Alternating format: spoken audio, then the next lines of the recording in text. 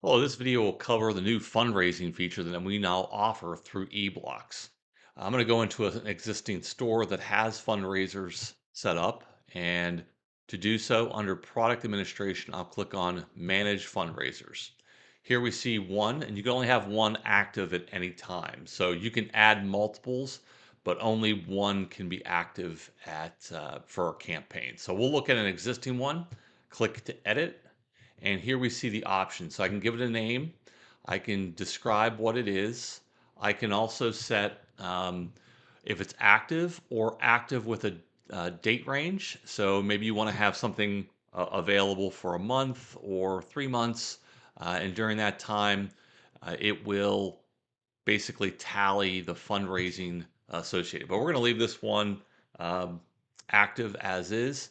And then you have options. So you have all products, dollar amount per order. So if you wanted to say for each order, you're going to make it $5, you could do that. You can also do all products and do a percentage of the order. So in this case, it would be 15%.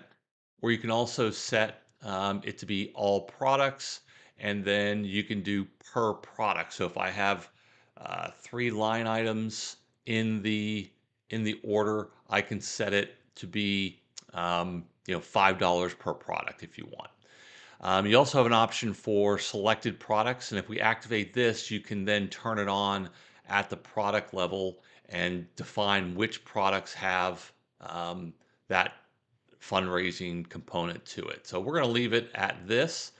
I also have an option to set a goal. In this case, it's set to 10,000.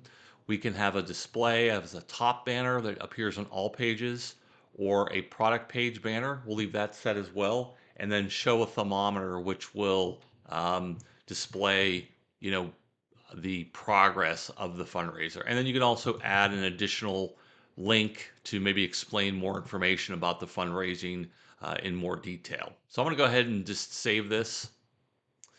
And now if we go to the storefront, here we can see in this case I've got the name of the fundraiser. I also have the thermometer, which is showing progress from left to right. So as we get more fundraisers, this will fill in to the right.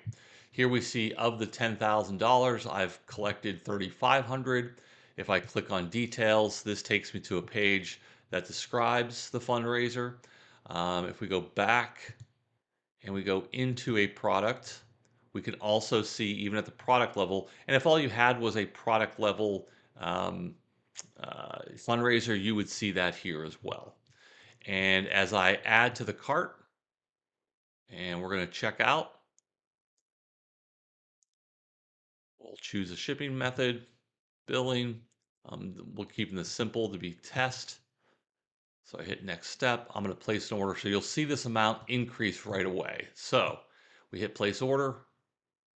And in this case, it added, I believe, if we look at the fundraiser, it would add uh, a 15% per order. So in this case, the order was $14, so it should roughly add about $2, and we saw that here.